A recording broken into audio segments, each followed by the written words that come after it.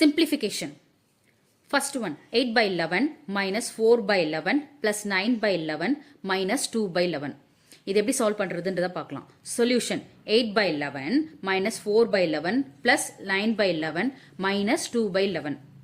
இது டினாமினேட்டர் எல்லாமே சேமா இருக்கிறதுனால நம்ம டினாமினேட்டர் அப்படியே போட்டுக்கலாம்.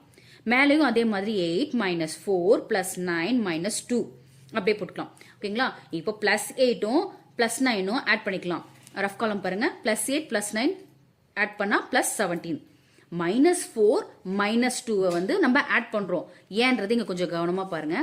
ரெண்டுமே மைனஸ் சிம்பல் இருக்கிறதுனால நம்ம என்ன பண்றோம்னா மைனஸ் இன்டூ மைனஸ் பிளஸ் அப்படின்னு சொல்லிட்டு ஒரு ஃபார்முலா. மைனஸ் இன்டூ மைனஸ் பிளஸ்ன்றதுனால 4யும் 2யும் பிளஸ் பண்றோம். சிம்பிள் வந்து ஹையஸ்ட் நம்பர் என்ன மைனஸ் சிம்பிள் தான் இருக்கு. ஸோ அதனால மைனஸ் சிம்பிள் போடுறோம். இந்த சின்னலா ஒரு பாக்ஸ்ல போட்டிருக்கேன் பாருங்க ஃபார்முலாவை.